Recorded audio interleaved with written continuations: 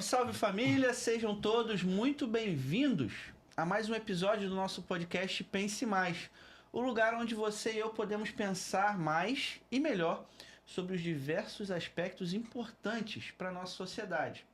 Hoje a gente tem um episódio super especial porque a gente vai falar de um tema polêmico. Muito. Que gera debate, que gera atritos, que gera desgaste entre amigos, família, é uma loucura, mestre. Caos e barbárie. Aqui do meu lado sempre ele, não me deixa sozinho. Meu mestre amigo e o nosso São Tomás de Aquino de Jurujuba, professor Robson. Salve, galera, tudo bem? Ótimo estar com vocês de novo aqui. Tô aqui do lado do cara que mais manja de administração de Niterói e da Tijuca, o CR7 da produtividade. Tua empresa tá com problema? Chama o CR7 que ele bate recordes o tempo inteiro. E eu tô animado hoje, Felipão. Tá animado? Tô animado. Porque eu vou lidar com um amigo, ex-aluno, amigo, mas que tá hypado. Tá hypado. Porque ele é maquiavélico. Ele é maquiavélico. Ele é maquiavélico. Ele já esteve aqui com a gente. Tá voltando, segundo episódio dele com a gente. Então, a gente não vai precisar apresentar ele profundamente. Até porque já tá conhecido. Na verdade ele E até porque ele sabe se posicionar. Muito. Ele entende a linguagem do poder, da influência. Opa! Professor universitário agora. Mesmo não participando dela, né? Isso é um detalhe importante. Sim, Mas de quem a gente está falando, mestre? Nosso querido Railson Barbosa. Bem-vindo, Railson. Gente, muito obrigado mais uma vez pelo convite. Aqui já é minha casa, praticamente. Opa. E quero agradecer muito, muito ao convite do meu querido irmão e ex-seminarista. Então temos Também temos essa ancestralidade, né, em comum. Eu e o Felipe. Só uma observação, o mestre também é seminarista, ok? Exato, então a ancestralidade em comum. E o meu querido amigo, mestre, professor Robson, que foi meu professor, tenho muito orgulho em dizer, de antropologia filosófica, de filosofia política, se eu não me engano. Metodologia, pelo amor de Deus.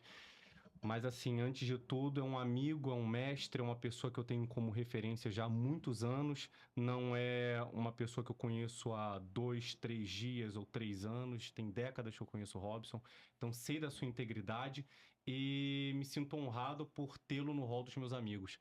Então para mim é uma honra inestimável aqui participar desse podcast, mas antes de tudo, dividir esse cenário de disputa política, não, disputa de argumentação com o meu mestre. Então, para mim, é uma grande felicidade. Não, legal demais. A gente está quase 6 meses, ou um pouquinho mais, um pouquinho menos, das nossas eleições desse ano. E a proposta desse episódio de hoje, audiência, é promover para você um pensamento crítico sobre como votar melhor. A gente sabe que o cenário político brasileiro é conturbado, muito. Polarizado, e as pessoas precisam aprender a pensar mais e de forma inteligente sobre esse tema. Afinal de contas, eu e você somos responsáveis por aqueles que nós colocamos no poder.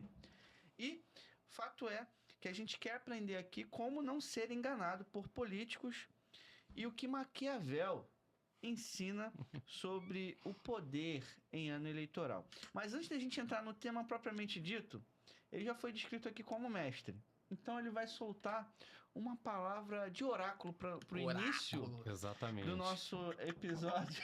É uma pílula filosófica. Uma pílula, um supositório filosófico.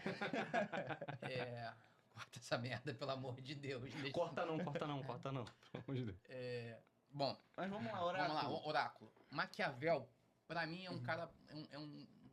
uma pergunta, uma indagação. E eu tenho como prática sempre aprender com os maiores. E tem um autor que eu gosto muito, Tom Eagle. Bom. Ele é bom. E ele fala muito sobre política. E eu queria trazer essa informação aqui pra gente debater. Porque é o seguinte, ele tá fazendo uma crítica ao ambiente político da época.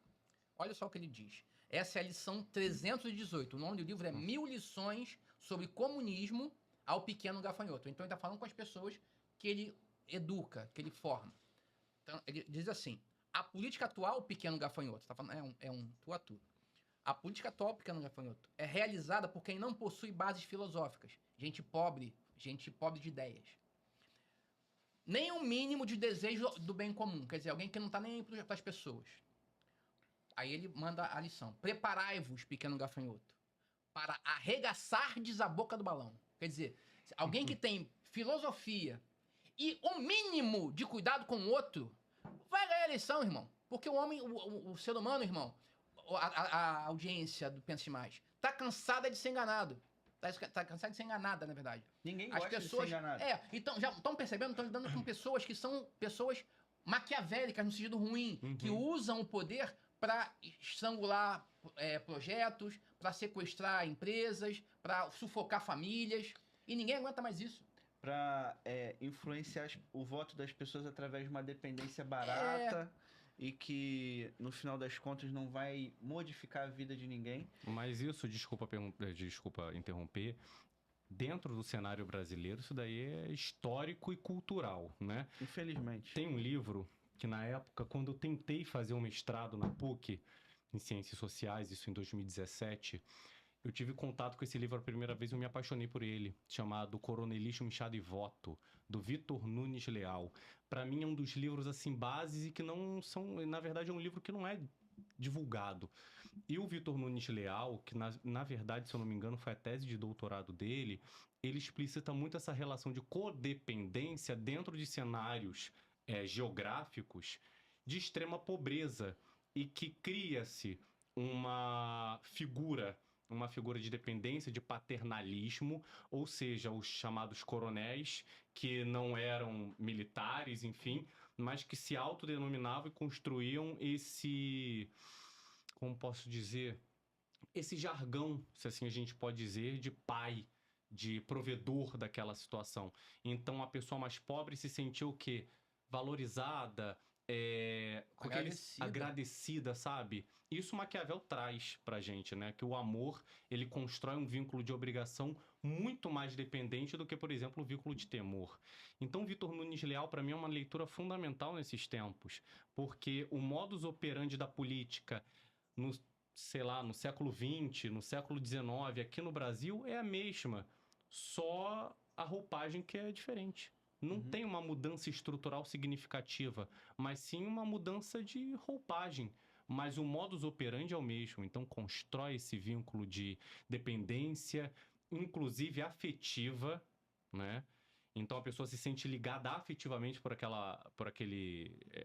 Personagem político. Exatamente. Essa paixão, né?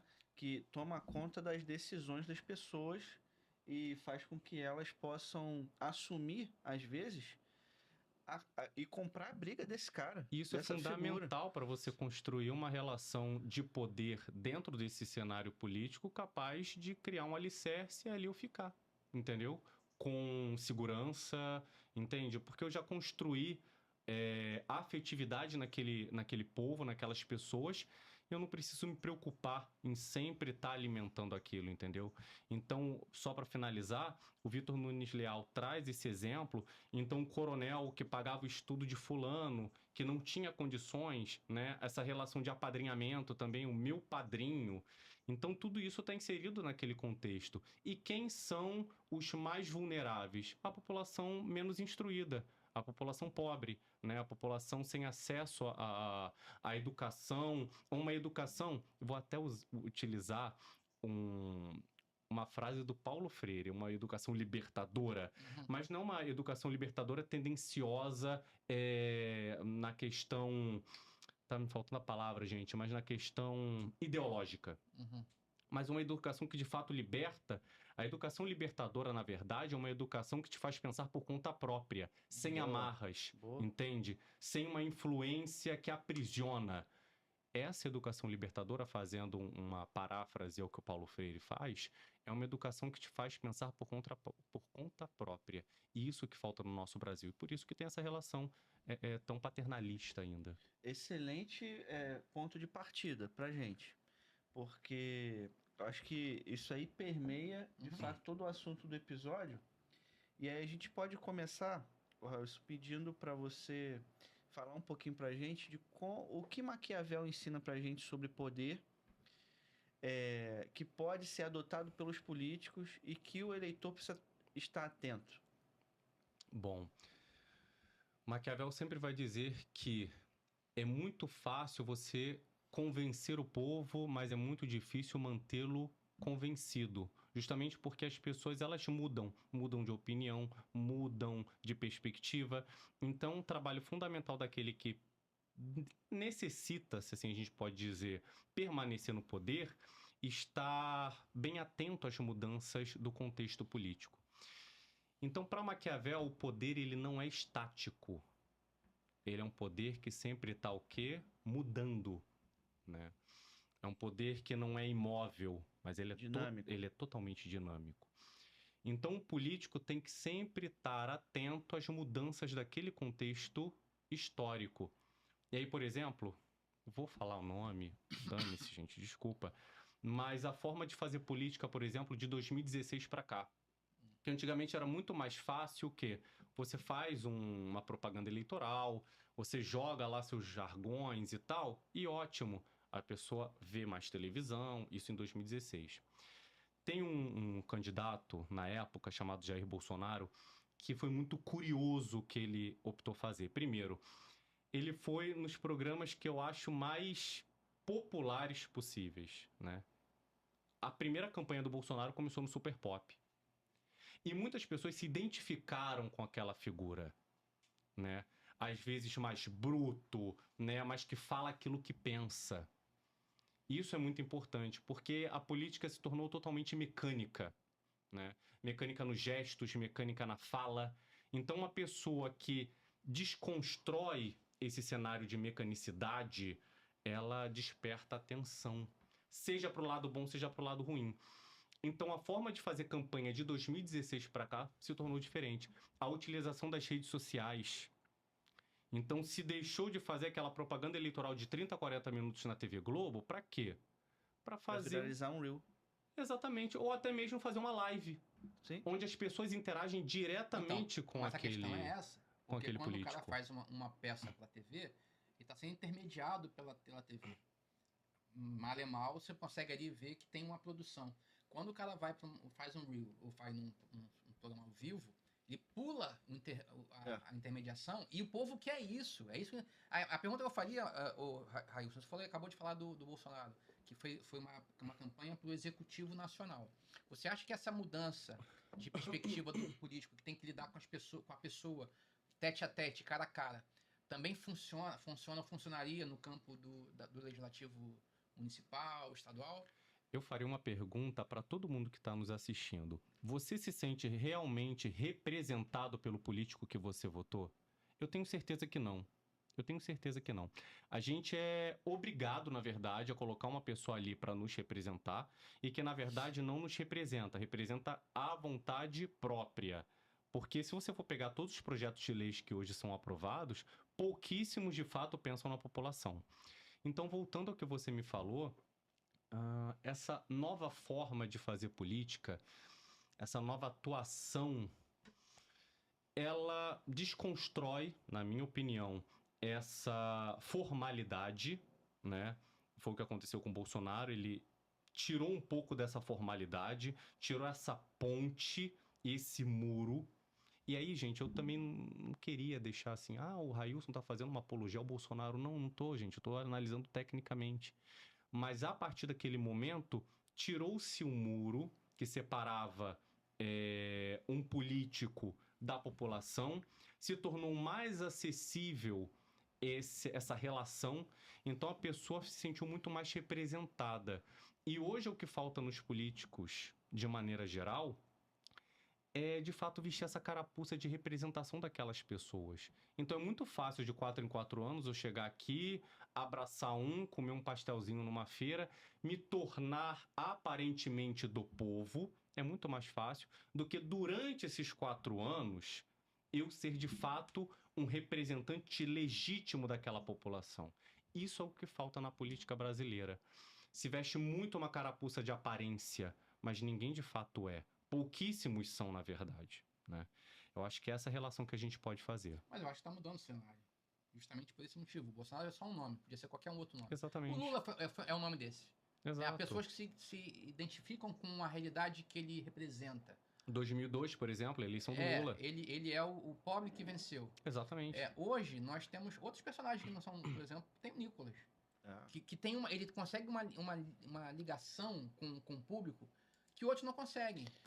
O Nicolas, eu acho o caso mais emblemático, tá? É lógico que o Bolsonaro, ele rompeu ele inaugurou esse novo contexto. Agora, em termos de linguagem, de forma e de conteúdo, cara, eu acho que o Nicolas dá um banho assim em qualquer um, e ele consegue hoje se comunicar não só com a base dele, mas a gente já tem visto sinais de que ele está furando bolhas. E isso é um importante sinal, porque eu também vejo que, de certa forma, a maioria dos políticos não conseguiu ainda entender e não sabe fazer. E agora eu vou ser o cara que traz problemas aqui. Porque eu acho que aqui tem uma questão. Porque não é só método. Não é só método, não é só marketing. É conteúdo. O que quer dizer com isso? Se alguém da esquerda quiser imitar o Nicolas, vai ter um problema. Não vai. Porque ele vai ter que dizer coisas que não são verdade. E quando ele disser coisas que não são verdade, vai afastar o povo. Porque o povo vai falar, isso aqui não é verdade. E aí é o ponto. Porque o Nicolas tem o shape, ele tem a forma, e ele tem o conteúdo que bate com a realidade. A pessoa ouve ele e fala, pô, o que ele fala está acontecendo na realidade. Então, esse é o limite que, na minha opinião, e novamente, não é propaganda política, não, é análise, meramente análise. Que faz com que pessoas como o Nicolas, pessoas como, sei lá, não sei, um cara que eu não gosto, mas que fala as coisas razoáveis, sei lá, o Lobão. Eu não gosto do Lobão, acho que ele é um mau músico. Um outro bom case também tá. Mas assim, você entende que ele fala e o que ele repercute, porque o que repercute é a verdade que ele traz. Sim. E não só a forma que ele oferece. Um outro caso muito agressivo também foi da candidatura do Pablo Marçal, né? Na prefeitura de São Paulo. No ano retrasado? Retrasado ou passado? Não, ano retrasado. Foi 2024. Foi 24, né? Foi 24. Aquilo ali pra mim foi uma explosão, né? Mas aliou o conteúdo de uma pessoa, quer queira você ou não, inteligente, com resultados na vida pessoal, empresarial, que tem e sabe utilizar o canhão que é a mídia social hoje, né? Que dá um banho na televisão. Porque pula o intermédio. O cara pode ver e rever quantas vezes quiser. Rapaz, e outra coisa, falando do Nicolas propriamente, essa questão de identificação. As pessoas, elas se sentem identificadas não só com a forma de falar do Nicolas ou de qualquer outra figura representativa política, mas no que ele toca, ou seja, na ferida geral pela qual ele está tocando. Então pode ser um representante até mesmo da esquerda ou da centro-direita, enfim, mas que represente, de certa forma, uma parcela indignada sobre tal assunto. E se o povo olha e vê, de fato, coerência naquilo, ele vai dar uma parada e falar, cara, ele tem razão e, de fato, da mesma forma que eu tô indignado, ele também tá. Então constrói esse vínculo de identificação, de representação. Eu só acho que isso aí tem um limite. Na verdade, um limite, uma limitação das pessoas. E a gente sempre fala isso aqui no Pense Mais. Existem pessoas que já decidiram negar a realidade. Então, o que isso quer dizer?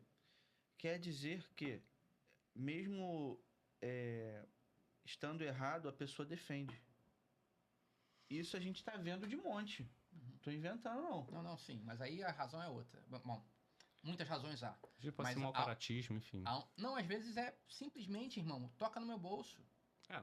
Também acontece. Sim. Quando o interesse chega, eu tenho histórias para contar, mas imagina alguém que é dependente químico.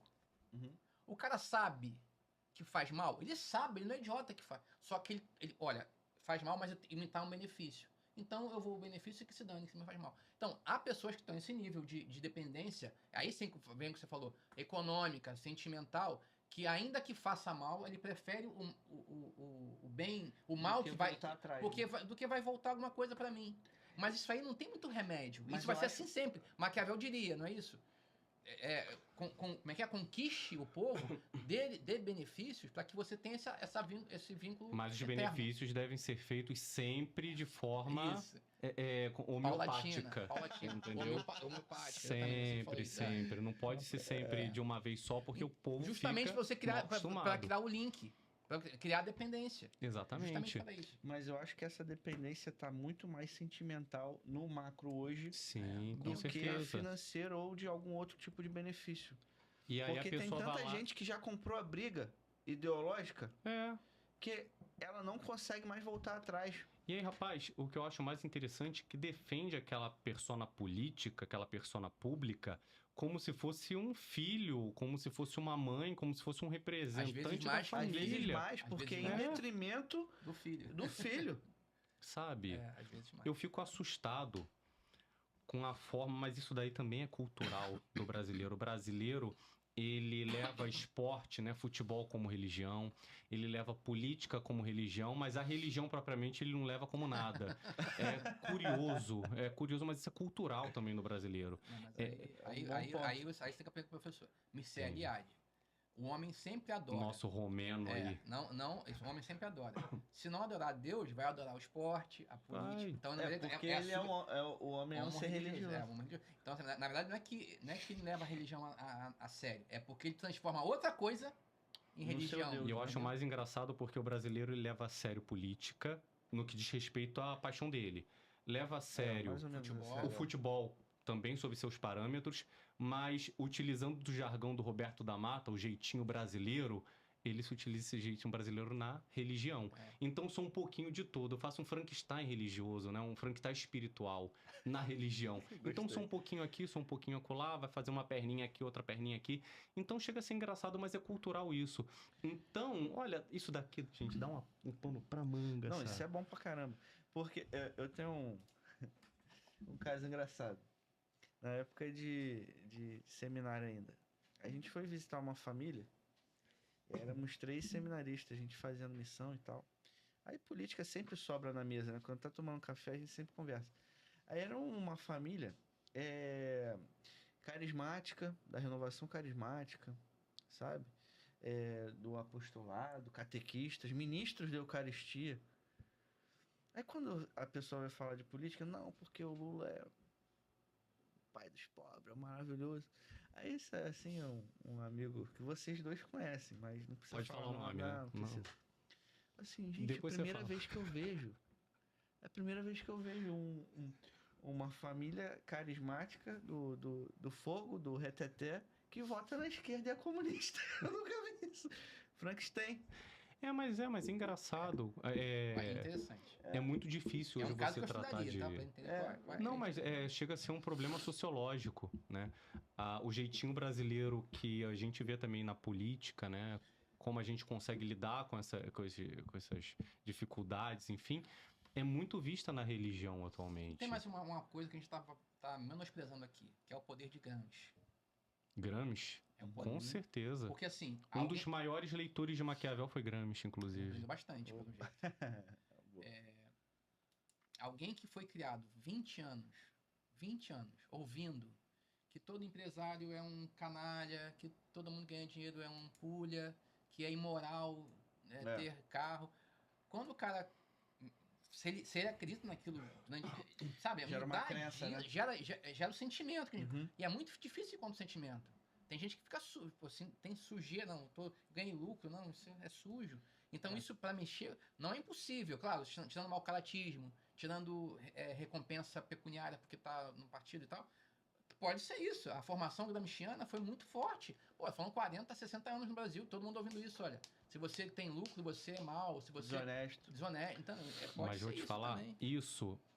essa formação de base, né, desses intelectuais orgânicos, me utilizando também do jargão de Gramsci, desses intelectuais orgânicos aqui no Brasil, foi muito forte na década de 50, na década de 60, e é um grande erro hoje da esquerda não se utilizar desse mesmo instrumento. Hoje, eu vou fazer essa crítica mesmo, tô nem aí, a esquerda, ela se elitizou e esqueceu da sua base que a levou ao poder, inclusive. Então, lá na década de 60, quando se construiu até mesmo na Igreja Católica aquele pensamento ligado à teologia da libertação, que tem um fundo bem marxista, enfim, totalmente marxista, mas se utilizava do pobre, se assim a gente pode dizer, instrumentava o pobre, e ia até o encontro dele. Hoje não se faz mais isso. Hoje a igreja, desculpa, a esquerda, ela está muito mais preocupada em manter o seu status quo. Então ela fala para o rico, ela fala para o intelectual da PUC, ela não fala mais para as bases. E o que aconteceu de um tempo para cá é que foi a direita se utilizar desses instrumentos. Então é muito interessante você ver uma mudança de paradigma. Qual o paradigma? De que antigamente a direita não falava para o pobre. Hoje a direita fala para o pobre se sente identificado. É muito cômodo. Eu, como intelectual, não, que isso? A direita não fala para o pobre. Tá falando sim, tá? E o pobre tá se sentindo representado pela direita, sim. Não se sente representado por um discurso intelectualista da esquerda mais, pelo intelectualista de esquerda do Leblon, por exemplo. Não, né? Pelo professor da PUC. Mas gente, isso, desculpa, PUC, eu te amo, fui formado pela PUC. Mas convenhamos, né? É muito fácil você falar para os seus pares, né? Então, hoje a esquerda se utiliza desse instrumento de falar apenas para os seus pares. Ela não fala para o pobre mais, ela não sobe no morro. Ela não sobe. Ela não vai nos grupos de associações, não vai mais. São poucas que se utilizam disso. E hoje, com a instrumentalização da internet, com a tecnologia, a direita se faz presente, entendeu? Eu tenho um primo, que não vou falar o nome, que mora no Nordeste do Brasil.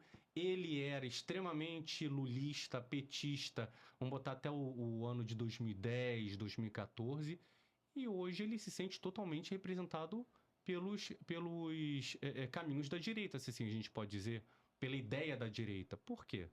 Qual foi a mudança significativa que ele teve, que ele experimentou? A incoerência da esquerda em muitos campos ou a falta de representatividade de fato? São muitas coisas que a gente pode destacar aqui, gente. Mas há uma mudança de paradigma. E eu tô falando muito, mas enfim. Não, você tá falando pouco, a gente tá falando demais, né? Tem que ficar mais quieto. Vem cá, Maquiavel era um exímio analista das ações humanas, podemos dizer assim. Mas ele escreve para os governantes, escreve para o príncipe, dá conselhos aos príncipes. O que ele pode ensinar para nós hoje, eleitores do Brasil? Rousseau dizia que Maquiavel, escrevendo para os príncipes, acabou dando grandes conselhos ao povo. E eu acho isso totalmente coerente. Esse é o nosso objetivo aqui hoje, inclusive. Justamente porque Maquiavel, ao falar do status político, ou falar do modus operandi daqueles governantes, ele explicita quais são as coisas que o povo deve, de fato, se preocupar, observar naqueles governantes. Da mesma forma que o governante ele deve evitar, por exemplo, o ódio a todo momento, porque o povo, de fato, tem força para fazer um levante contra aquele governante. E, rapaz, a pergunta foi... Como é que, se Maquiavel falava para os governantes, como é que ele falaria hoje para o povo? Rapaz... O que o povo pode aprender com Maquiavel? Eu acho que o Príncipe hoje seria um manual político, mas ainda mais forte.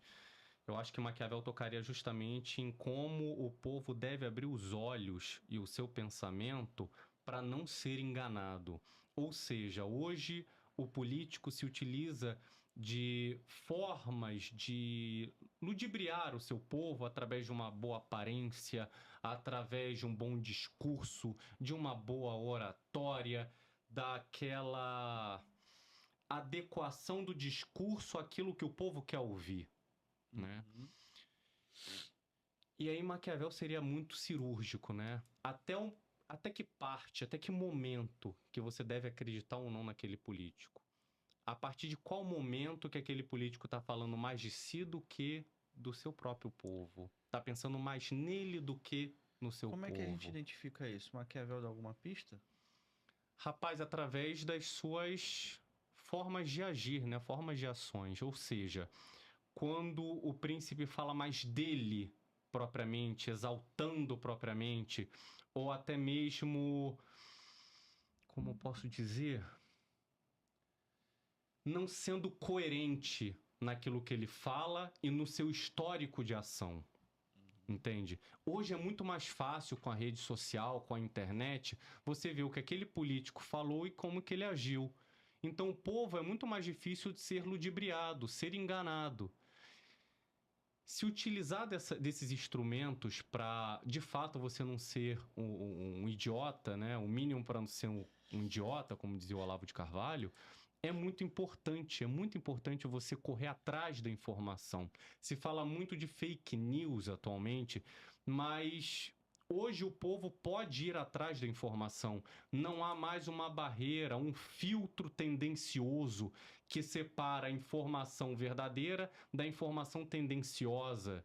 Esse filtro, com a internet, com as redes sociais, está cada vez mais Essa é uma mudança fraco. significativa, né? Entendeu? É uma mudança significativa, inclusive, volto a dizer, de 2016 para cá. Entendeu? As grandes redes de comunicação, de TV, que tinham de fato o monopólio da informação e da construção Era o quarto ideológica, poder, né? era o quarto poder. Ainda hoje mas perdeu muita força. Muito. Vamos botar aí que forma- perdeu uns 60, 70% Onde de há força. liberdade. Entende? Onde há liberdade, elas perderam. Onde não há, eles mantêm. As pessoas ficavam presas, por exemplo, à campanha política, aos horários eleitorais. O Era horário ali, eleitoral era ali a fonte. aquela briga toda de tempo de TV. Hoje em dia isso não... Os jornais, influencia em nada, as né? pesquisas políticas também, as pesquisas de intenção de voto, tudo isso construía também a vontade popular. Hoje não existe mais isso. Hoje, na verdade, não é que não exista. Hoje enfraqueceu. E volto a te falar, esse filtro que separava a notícia falsa da notícia verdadeira, ou a notícia tendenciosa da verdadeira, ela tá cada vez menor. Entendeu? Agora eu pergunto, Maquiavel Diário, como que um político constrói uma imagem que não corresponde à imagem?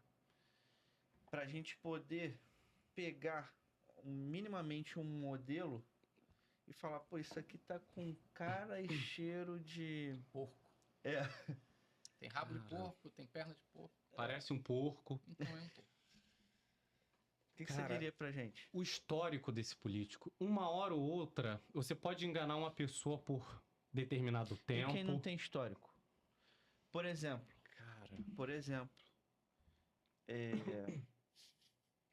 Vou falar, não, Pensa na tem que pessoa falar, não. aqui. Personagens que chegam Do nada. do nada. Primeira campanha. Primeira campanha. A gente tem um caso emblemático aí no governador do Rio, o Witzel.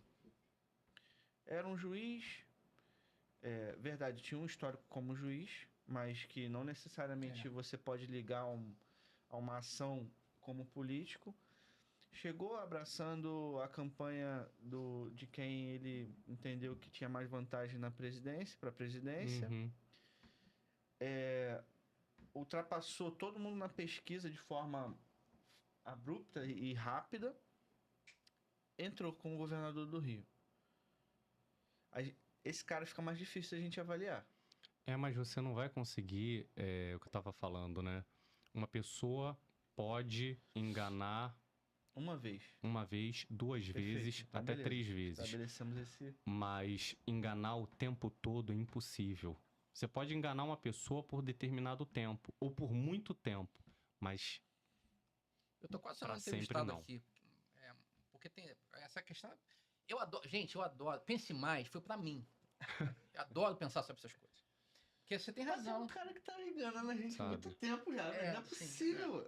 Se na verdade, Felipe, você fala, a pessoa não tem histórico. Ela não tem histórico político. Ela tem histórico de ideias.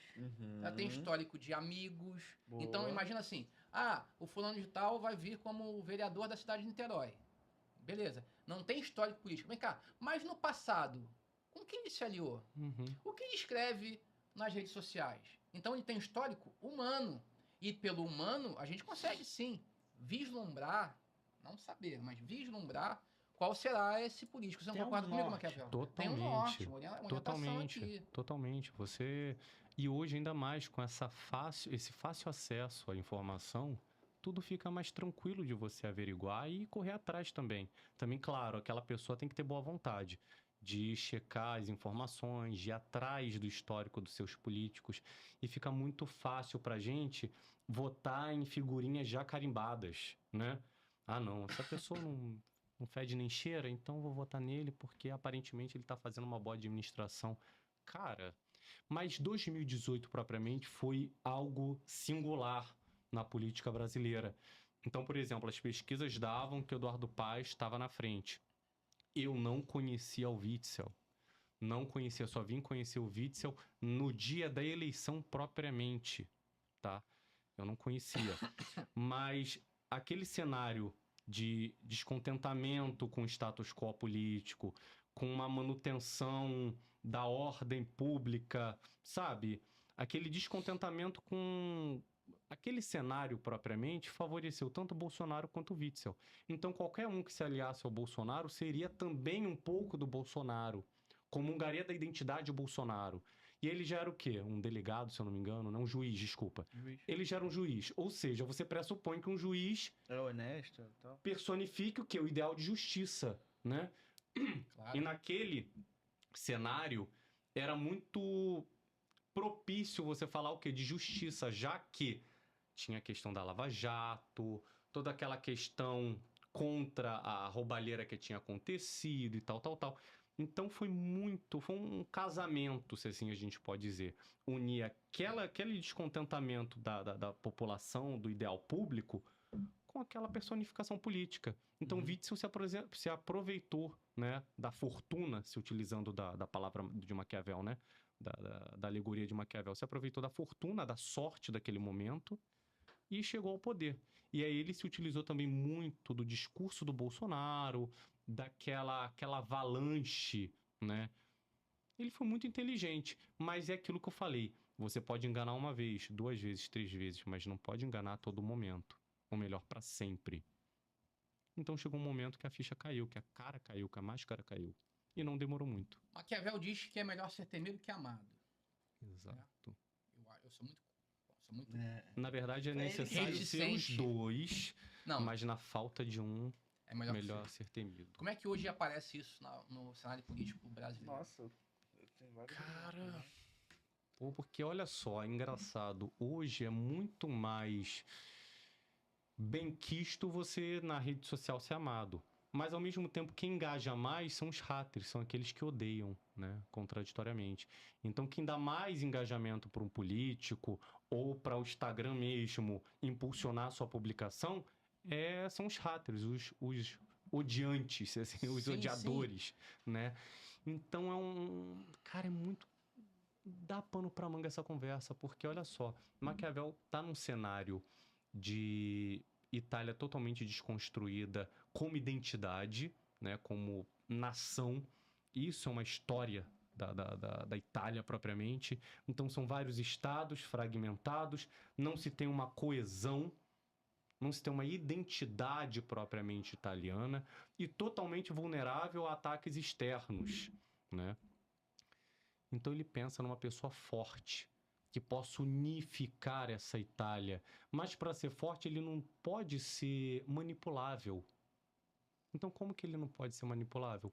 A partir de que momento? A partir do momento que ele se traveste de uma figura, de uma persona forte e capaz de unir essa ambivalência. Ser amor, ser temor. Ser amado, ser temido. Mas se você for só amado, isso constrói um vínculo de sentimentalismo. O sentimentalismo, ele não é bem embasado. Então, com isso, o amor ele pode se tornar um ódio. E o ódio deve ser evitado a todo momento. O temor, não. O temor cria respeito na linguagem maquiaveliana. É uma construção que se pauta no medo da punição ou no medo da perda de algum benefício, por exemplo. Então, constrói esse vínculo de ligação, mas não sobre moldes sentimentais, mas sobre um medo de perder alguma coisa. A liberdade, por exemplo. Né? Exatamente. É basicamente Pode ser isso. que tenha sentido. Mas Maquiavel, ele fala para um cenário político específico também, né? Uhum. Maquiavel de Águia, eu desconfio de que o que ele faz se aplica a todo tipo de governo. Não. Eu acho que não se aplica a todo tipo de governo. Nesse cenário que você falou, ó, é um governo ditatorial, não, é um governo, como é que é? Monárquico, que tem riscos de ameaças externas. Talvez isso funcione, mas de repente no parlamentarismo não funcione. Não funciona. Talvez na democracia não funcione. Na ditadura, sim. Eu tenho, se não for amor, pela baioneta. Mas não sei se isso funciona. Porque, veja, um parlamentarismo nem tem uma pessoa só a quem você se dirige. Não tem essa pessoa. São vários centros. No príncipe, não. É uma pessoa só. Então, não sei se tudo que ele fala no príncipe aplica-se a todo tipo de governo, entendeu? Eu acho que, enquanto um pensador das formas de governo, eu concordo com você. Ele não vai ser não vai englobar todas as formas políticas. Mas, enquanto um pensador do agir humano, eu acho que ele acerta em 90%. Justamente porque o ser humano, ele nasce, vive e morre independente do contexto político, mas sempre movimentado por esse sentimentalismo. A não ser, eu tô falando do ser humano, mas claro, não tô generalizando, mas a grande maioria é assim. Então, a mesma forma que você impulsionou ou impulsiona um político lá no século XV, hoje você também impulsiona, só que, claro, com outros instrumentos. Naquela época, por exemplo, ele traz, na verdade, inúmeros exemplos. Mas César Borges, ele conquistou o povo através da crueldade. Justamente porque ele coloca uma espécie de ministro para administrar um principado. E esse principado acaba sendo muito maltratado por esse governador, Ramiro Dorco, porque o Ramiro Dorco era extremamente punitivo e cruel. Então, qual foi a chave que César Borgia se utilizou? Agir com crueldade contra Ramiro Dorco. Por quê? Porque o povo se sentiu vingado. O povo se sentiu vingado. Mas, ao mesmo tempo que ele se sentiu vingado pela morte cruel de Ramiro Dorco, ele sentiu temor por César Borgia. E César Borgia conseguiu unificar aquele povo em torno dele. Hoje é muito mais difícil você agir com crueldade dessa forma, mas há muitos instrumentos de crueldade que se utilizam hoje, entendeu? E essa forma de dependência também, dependência de alguns mecanismos dentro da política, entendeu? Não vou falar o nome, por exemplo, mas nós sabemos que há vereadores que, por debaixo do pano, dão uma certa quantia mensal para algumas pessoas, né, para ajudar, né, e colocam isso dentro do orçamento. Não é verdade? Eu não tô nomeando, tá, gente? Eu tô falando que há. Pode ser na França, pode ser na Alemanha, pode ser na Itália. Na Itália, Maquiavel, pô. Mas existe. Então, vai lá, dá um pouquinho aqui, dá um pouquinho acolá, prende essas pessoas. Não só vereadores, né? Deputados. Então, para mim, isso é uma forma de crueldade também. Lógico. É uma forma de crueldade. Com uma grande parcela da população. Exatamente. Daquela pessoa que muitas vezes não sabe que está aprisionada, mas também com outras pessoas que não têm acesso a isso e que precisam tanto ou mais do que aquela pessoa que está recebendo. Entende? O que eu falei aqui, graças a Deus, eu tenho certeza absoluta que no Brasil ninguém vai se identificar com esse cenário. Mas existe né, vereadores, né, que se utilizam disso, as chamadas sangrias, né? Tem até nome. Tem até nome. E legal que o Maquiavel já percebeu isso, já disse lá atrás isso, né? Faça o bem devagar, não faça o bem de uma vez só. Robson, eu vou tomar pancada. Se algum desses um dia ver esse podcast, eu vou tomar pancada. Aí o cara pulsa e chama o Ministério Público. Exatamente. Aí chama o Ministério Público pra... Exatamente, mas eu não vou nomear não vou nomear não. Mas da existe. Mesa aqui, da mesa, respeita o pai, tá? Da mesa aqui, o único que foi processado por candidato fui eu, tá? Na cidade. Não, ainda, né? Ainda. Mas você é um cara polêmico mesmo, né? Você quer ficar de briguinha eu com não briguei os outros, nada, né? eu falei a verdade, irmãozão. Caraca. Quem é a figura pública que segura a pemba, né? Zumbeiro, né, cara? Mas fui processado, tá? TRE, tá? Veio atrás de mim. Não deu nada, porque era verdade, mas tentaram calar minha boca. Esse é o pessoal do diálogo, entendeu? Esse pessoal do diálogo. É um... Cara... Ô Railson, aproveitando esse gancho nosso, democracia no Brasil hoje, O que você acha sobre esse tema? Sobre o que é o conceito e sobre a prática desse conceito no Brasil? O que você tem a nos dizer como um estudioso do Cara, tema? democracia, na verdade, ela deveria ser o quê? Ela deveria ser um regime que possibilitasse que todos tivessem ao mínimo de voz, de escolha. Mas, intrinsecamente, a democracia, ela fala para a maioria. Então, não, todos têm voz, né, hipoteticamente, mas sempre vai ser um governo da maioria. O que a democracia possibilita é que aquela minoria, ela tenha a voz também de contestar. Por isso que ela é diferente, por exemplo, da ditadura. A ditadura, ela não te dá voz para contestar, diferente da democracia. Então, a minoria, ela também tem voz. Isso é muito bom, isso é muito legal. Mas, cara, eu posso ser enxurrado de crítica agora, mas dane-se. Hoje eu não vejo diferença, por exemplo, no regime democrático para as críticas que faziam para o regime monárquico, que era uma família, que eram algumas pessoas, que tinham uma grande corte. A democracia virou uma grande corte, onde você vota nas mesmas pessoas, você consegue colocar as mesmas pessoas ali, eles criam laços difíceis de ser desconstruídos, entende? Então, na verdade, eu não tô votando num representante meu, eu tô votando num reizinho, numa rainha, entende? Você vê 30 mandatos, 50 mandatos de uma mesma pessoa. 50 é exagero, mas monarquia, né? é uma monarquia, entendeu? Aí você vai lá, Aí sai o coloca... pai, entra o filho, depois Exatamente, ou entra o neto. coloca uma sobrinha, entendeu? Um parente distante. Peraí. Desculpa, gente, não há diferença. Só mudou o regime. Antigamente não tinha o voto popular, se assim a gente pode dizer. Hoje tem. Mas aí você tem o direito de escolher o seu reizinho. Olha que coisa linda, né? Eu escolho o meu rei. Eu escolho o meu príncipe. O homem veio hoje sem filtro nenhum. Vocês podem concordar, discordar, gente. Isso é uma opinião minha, mas... Hoje você tem isso. Inclusive é democrático que discordem. Ainda bem que vivemos numa democracia onde todos têm voz, né? Olha só, já curte, isso, compartilha, boa. comenta aqui embaixo nesse episódio.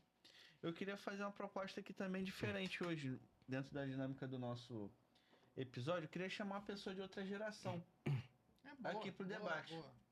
Tá pronto aí, diretor? Sempre. Opa! Já tá saindo aí, os teus comandos já estão saindo aqui pra nossa audiência? O pessoal tá ouvindo aí tua voz? Tá tudo tranquilo? Dá pra ouvir? Show. Queria chamar o diretor pra conversa. Por quê?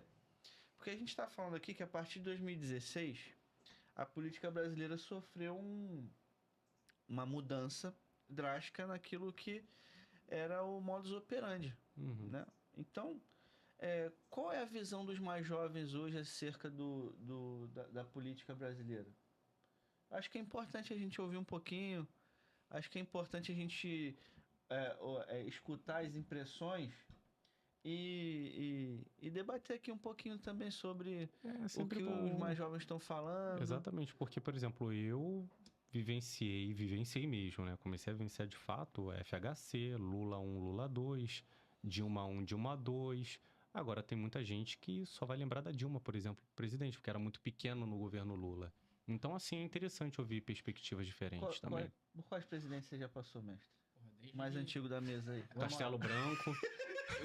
Eu lembro, João Goulart? Figueiredo. Jânio Quadros. Que isso, velho. Figueiredo. Caramba, Figueiredo. Getúlio Vargas. Eu nunca fui político, na verdade. Nunca fui de estudar. Mas eu lembro do Figueiredo. Que eu tinha década de 80. Opa.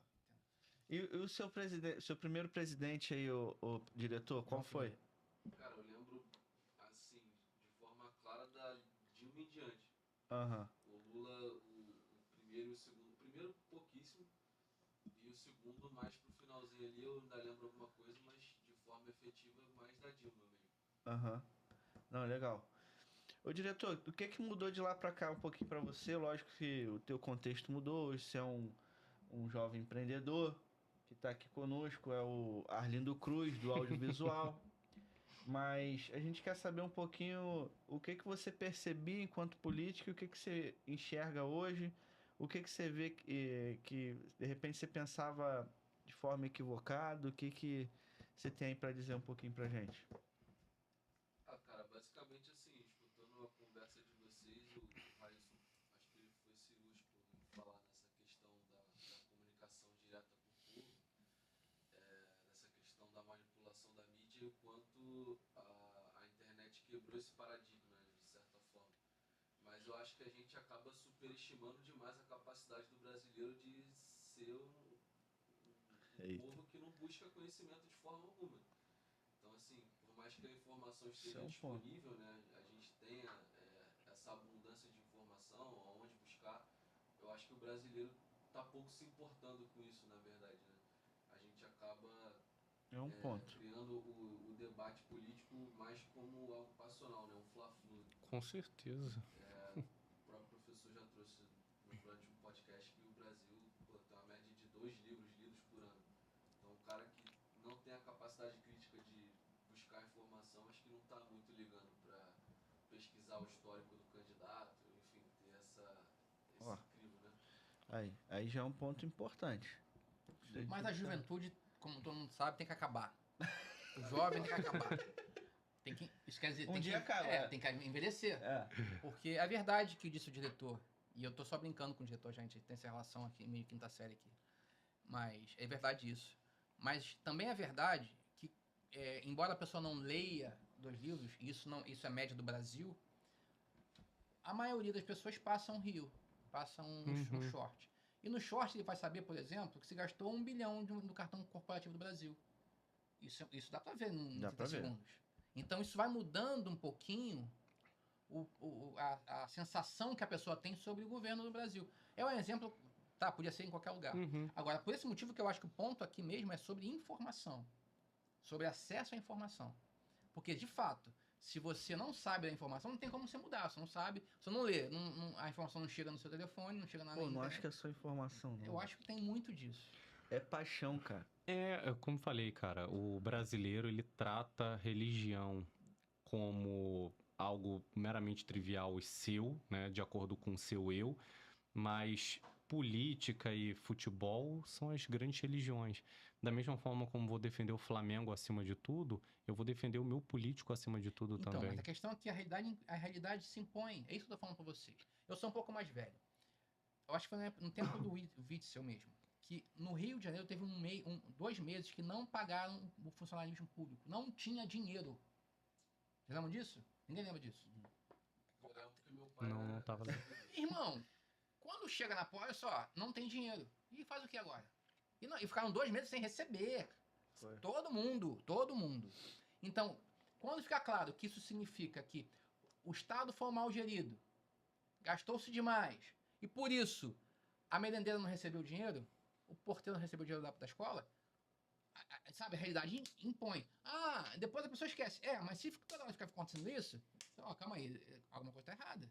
Porque vai acontecer. O que a pessoa não entende é que, se continuar assim, essa gastança sem fim, esse endividamento do Estado, vai acontecer isso de novo.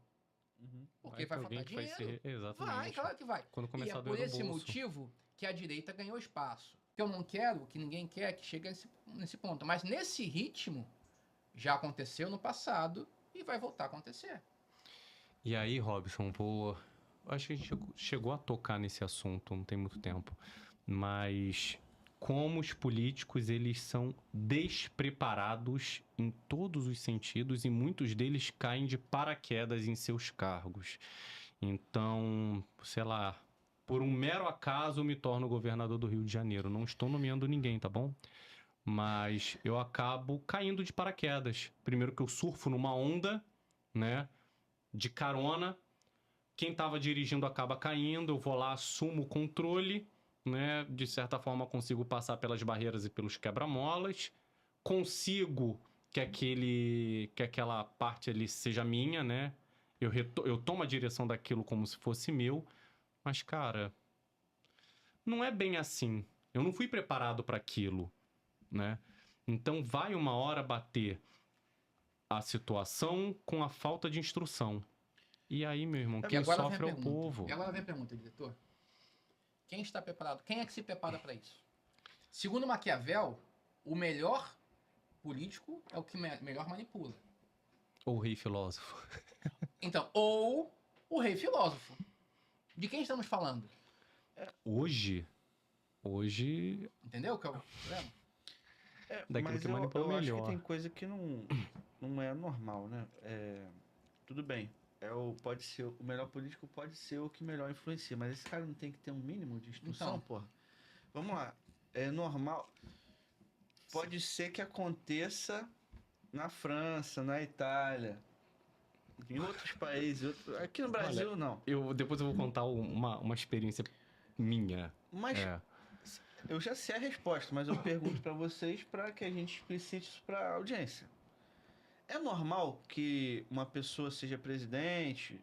Vou nem falar de presidente, pô. É demais, né? Deputado. Um deputado, um senador, sem, sei lá, um ensino médio, sem uma faculdade? Isso é normal? Ou eu tô errado? Normal, mas é errado. Deveria ser errado, né? Beleza. Hoje se tornou certo, Então, na verdade. aí estamos em níveis. É legal. Beleza. O que não quer A dizer que escravidão seja... já foi legal, né? Ele sempre usa esse argumento quanto a mim. É lícito, porém não válido. Mas é legal. Por quê? Porque é pela regra da democracia. Então, se todo mundo precisa votar, todo mundo pode ser votado. Inclusive quem não entende, faz parte.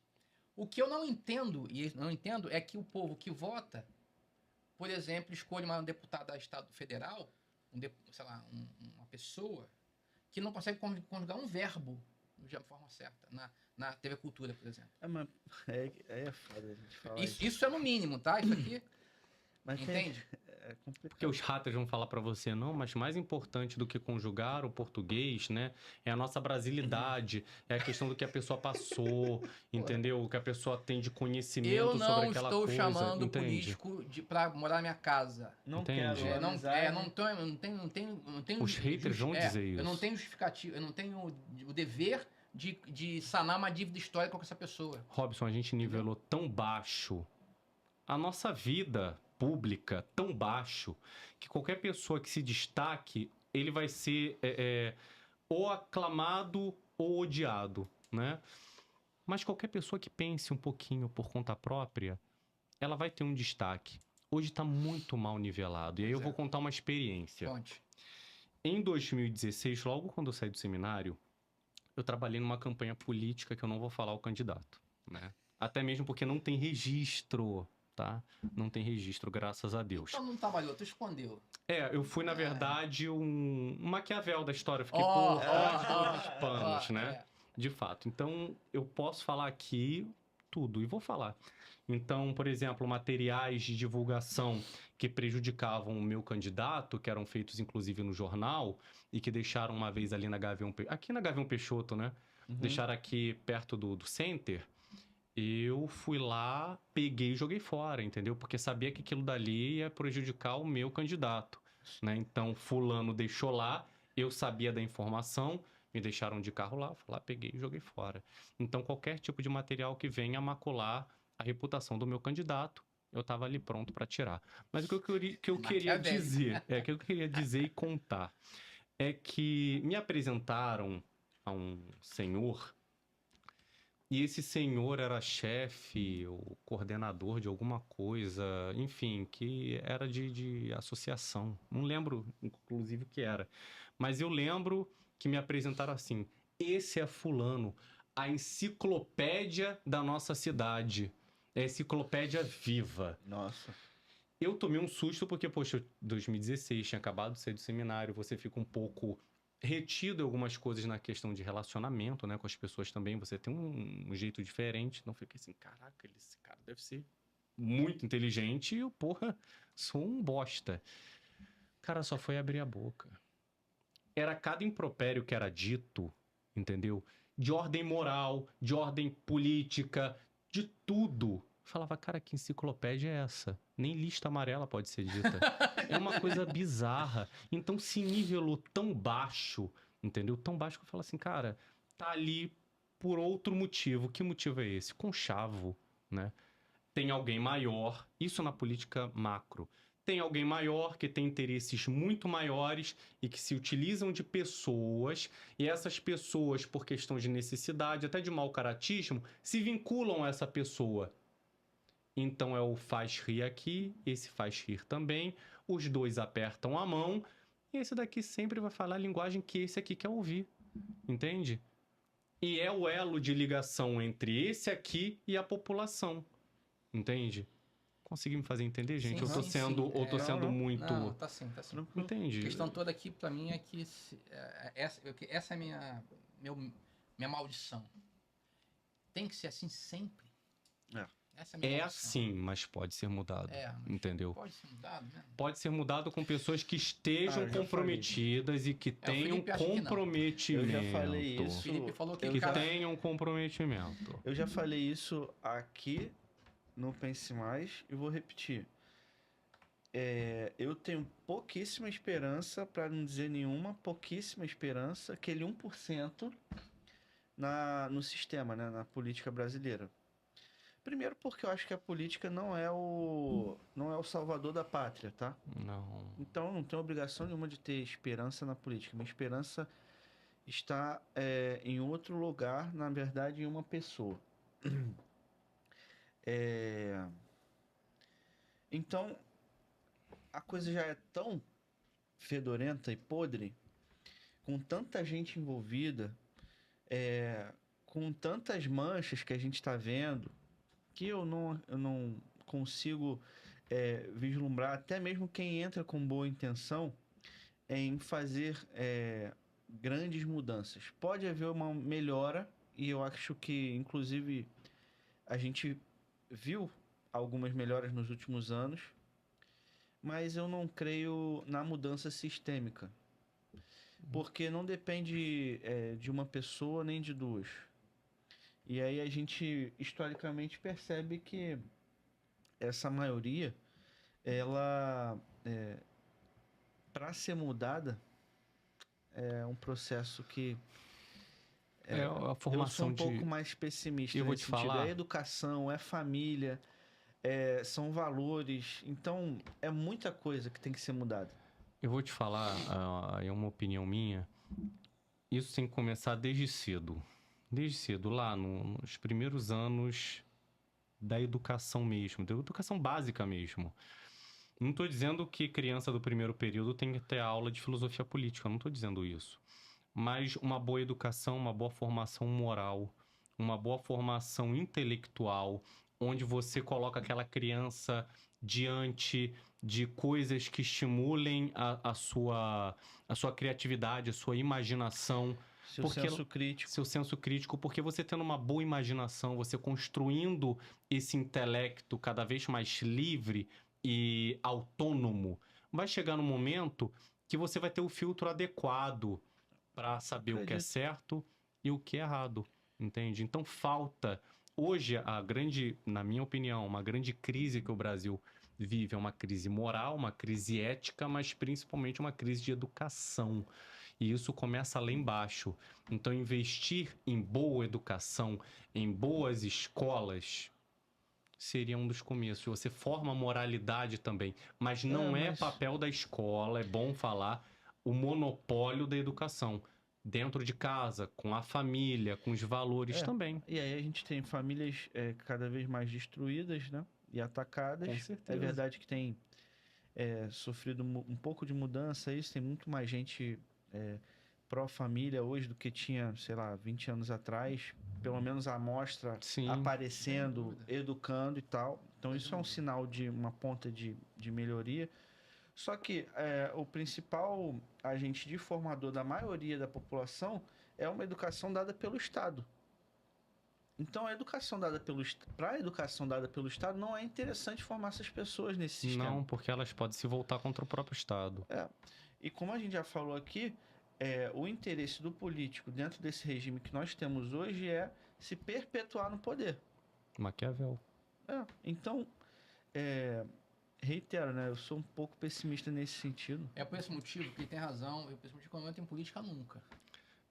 Eu discordo. Eu acho, inclusive, que as pessoas boas têm que entrar na política. Exatamente, porque senão vai sempre ser nivelado por baixo. Sempre vai ser nivelado por baixo. Uma coisa não pode anular a outra. Cara... Tem sempre alguém tem que se sacrificar pelo outro. Não, e outra coisa... há uma crise de representatividade.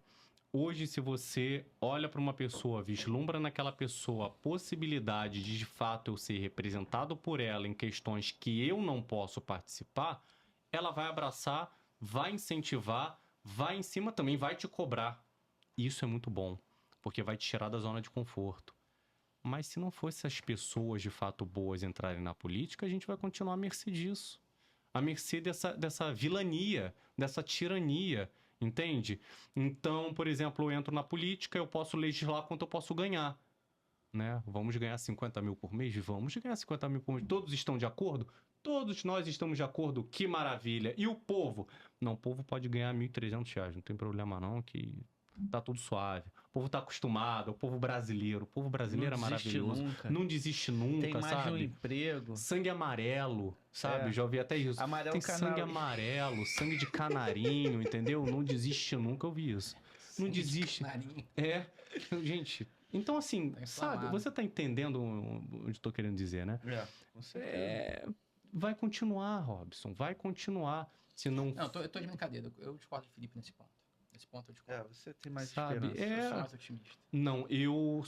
Mas não sou otimista com o sistema político, com as pessoas. Eu sou otimista com as pessoas. Não, para mim o sistema político tá totalmente contaminado, tá? O que a gente pode fazer com ele é dar pílulas para minimizar a destruição que já aconteceu. Eu queria falar da pílulas para fazer a eutanásia. Toma aí, mas engraçado que ele já criou resistência. Eu acho, ele já criou resistência. Tipo aquele antibiótico, Nunca sabe? viu Tropa de Elite não, amigo? Tropa de Elite 2? Cara, o Tropa de Elite 2 é a maior prova disso. Mas vou te falar, já criou o vírus, né? Não, a bactéria, desculpa, gente. Desculpe, biólogos de plantão, enfim. Mas a bactéria já praticamente tomou todo o sistema político. Então você vai lá, coloca uma coisinha aqui, uma coisinha acolá. Deu errado aqui, ele arruma um outro jeito Exato. de se articular, de chegar no mesmo resultado e continua. Muda de direção. O status quo só vai ser mudado se uma pessoa realmente boa, realmente reta, de reta intenção, ter a coragem de adentrar esse espaço. Ela vai ser a pessoa pela qual outras vão se inspirar e outras também vão se sentir motivadas. Muito mais difícil do que a negação é a omissão. A omissão é muito pior. Engraçado que Antônio Gramsci diz: eu odeio os indiferentes. Eu acho isso maravilhoso. Olha, é uma das frases de Gramsci que eu acho mais bacanas. Eu odeio os indiferentes. Pior do que aquele que toma partido é aquele que tá pouco se lixando. Entendeu? Então eu odeio os indiferentes. Vou te fazer 2 perguntas agora. Pra gente pra gente ir caminhando pro final. Mas eu acho que vai dar um corte bacana aí. O que Maquiavel diria para um político brasileiro? Cara, putz, o que o Maquiavel diria? Boa demais. Cara, eu acho que os políticos já fazem, na verdade. Todos não se desviam tanto do bem, mas se utilizam do mal quando necessário. E eles necessitam bastante da utilização do mal. Eles são amados e são temidos. Muitos deles são mais temidos do que são amados. Eles aparentam mais do que são de fato na sua essência. Sejam inteligentes, sejam articulados, sejam de fato capazes. Então acredito que Maquiavel ficaria muito orgulhoso de ter sido lido. Acho que ele não seria um grande assim, leia... Não, ele seria... E engraçado, teria um Príncipe 2. Eu acredito que teria um Príncipe 2, tipo o Retorno de Jedi. Atualizações, né? Atualizações, com certeza. O Brasil daria para eles mais informações. Com certeza. O Brasil, ele é um cenário, assim, absurdo que eu acho que Maquiavel teria muito orgulho de escrever. E teria muito orgulho de ter sido lido. Que foi muito lido. Segunda pergunta. O que Maquiavel diria para um eleitor brasileiro? Cara... Porque tem tanta coisa. Eu acho que tem uma frase que Pode ele ser o máximo, escreve... mais objetivo que conseguir. Na história de Florença, né? É muito difícil libertar um povo que prefere a escravidão. Aí. Boa demais. Entendeu? Ele tá na história de Florença. Essa é boa. E engraçado, a Florença do século de Maquiavel vivia muito essa polaridade entre a nobreza e os plebeus, né? E aqueles que circulavam entre os dois mundos. Então ele observava nessa polarização que acontecia lá em Florença uma mácula, né? Uma coisa que vai, de fato, manchar a própria construção política. Então, quando não se pensa no bem comum, na construção de uma nação propriamente, isso Maquiavel já pensava a partir da história de Florença, se não pensar nesse ideal de nação, nada vai para frente. Então vai ser sempre o interesse de poucos contra o interesse de muitos.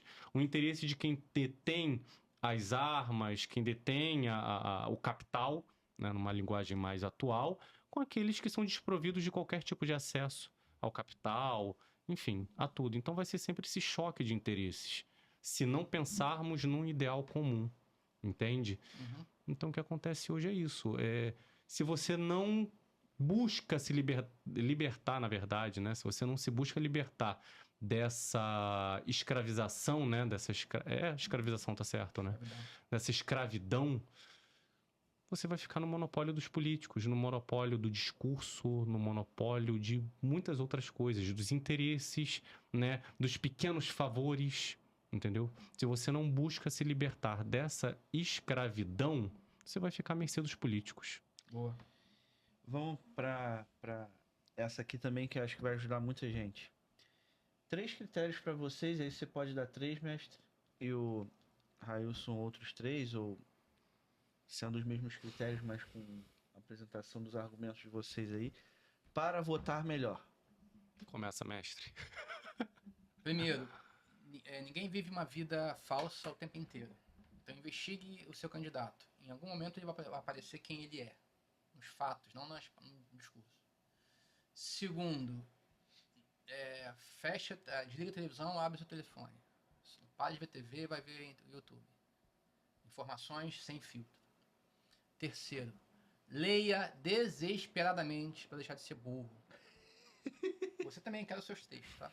Tá. Cara, 3 coisas que eu acredito que vão te ajudar a escolher melhor um candidato.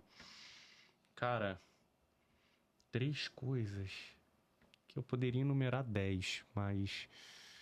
Bom, acredito que investigar o passado do seu candidato, e se aquele passado não coaduna com o discurso atual, procure mudar onde que rompeu, de fato, o discurso. Porque eu acredito, Robson, que muitos possam, de fato, mudar de opinião. Eu acho isso válido, mas a partir de que momento? Entende? Eu acho que esse é um dos critérios. O segundo, a capacidade intelectual do seu candidato. Não é nivelar por baixo, mas é nivelar por cima. Não estou querendo dizer que eu vou colocar um Sérgio Buarque de Holanda para ser meu deputado. Não estou falando isso. Mas o mínimo de instrução é interessante. Porque através da leitura, através do conhecimento, aquele mesmo candidato vai poder sair das emboscadas que vão ser colocadas, que vão ser postas, na verdade. Então é interessante que ele seja instruído. Agora, uma terceira coisa, cara, valores. Valores. E aí, quando eu coloco valores, eu não especifico um tipo de valor, mas inúmeros valores que permeiam a nossa vida como um todo.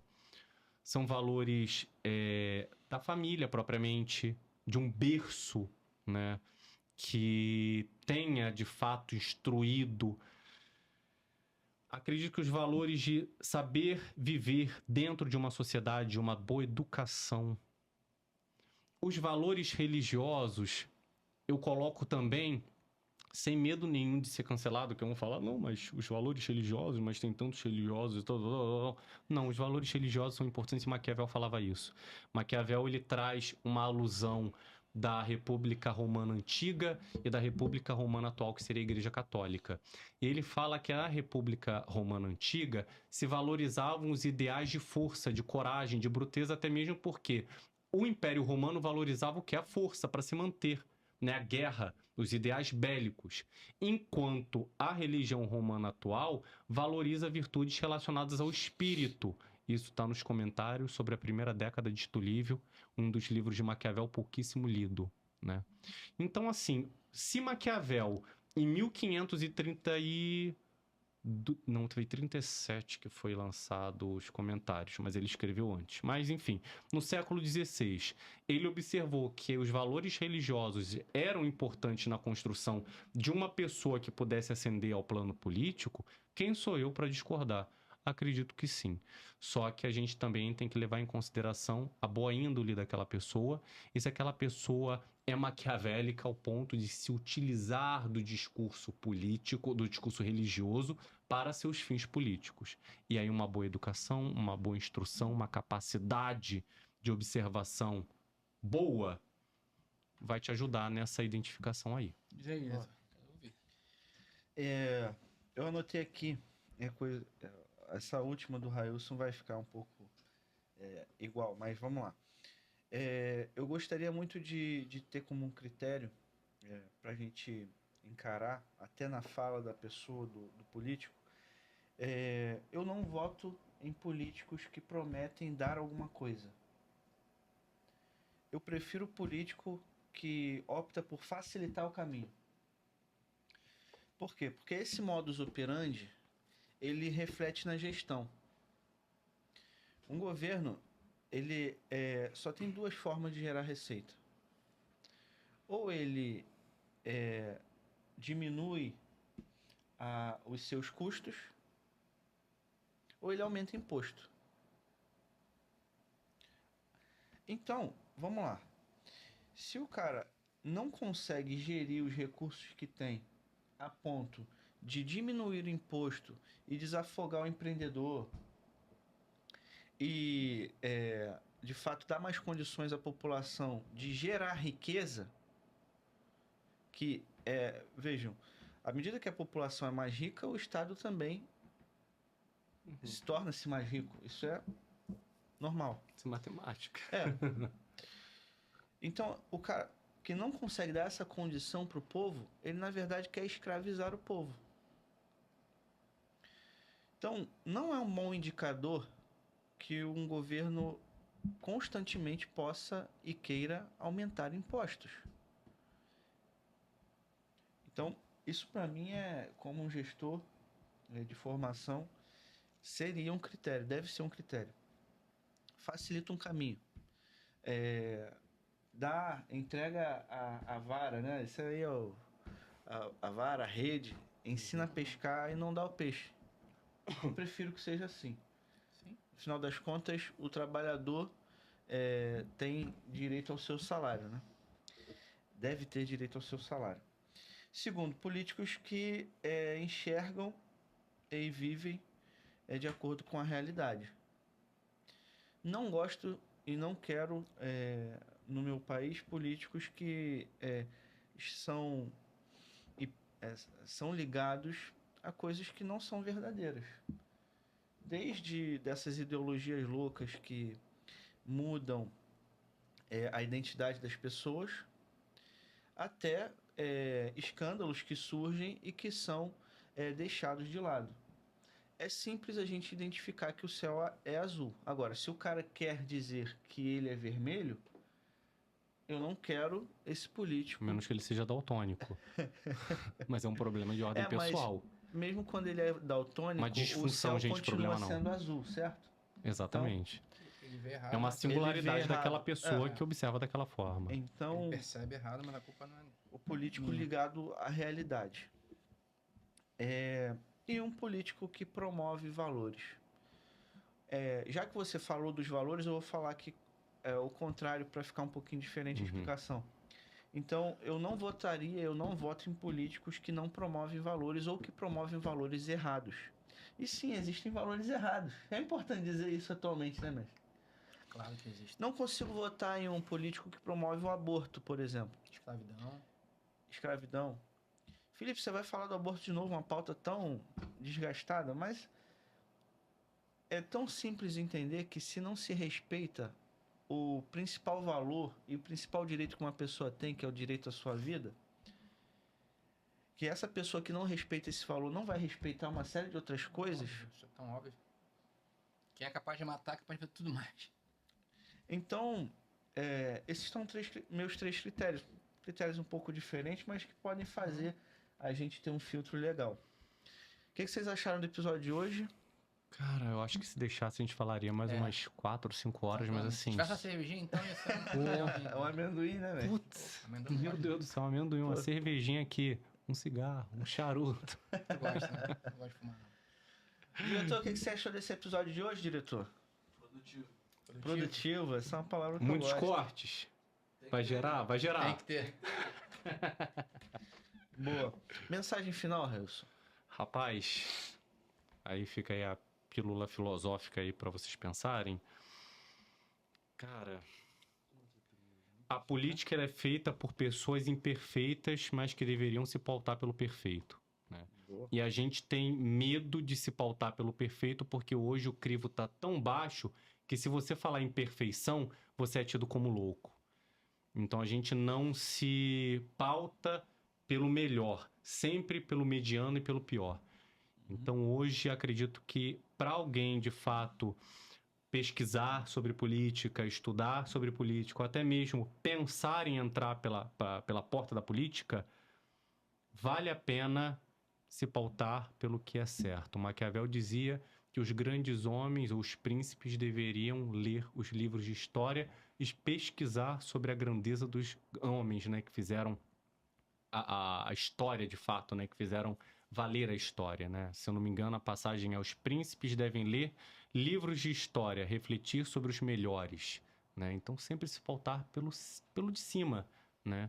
E a gente tem medo disso, porque a gente é tido como o quê? Como excludente, como... Tem outras palavras que o povo usa, né? Então, eu acho que é assim, se você quer entrar na política, estudar sobre política, enfim, se pauta pelo melhor. Bota o seu nível lá em cima. Senão você vai continuar sendo manipulado e manipulável. Boa. Mestre, tem um oráculo aí pra gente fechar? Pílula filosófica de filosofia política do Tom Eagle, né? O mestre diz o seguinte, na lição 332. Só quem nunca precisou cuidar de um lar de verdade consegue ser duro e rigoroso com quem está no fronte da guerra cultural.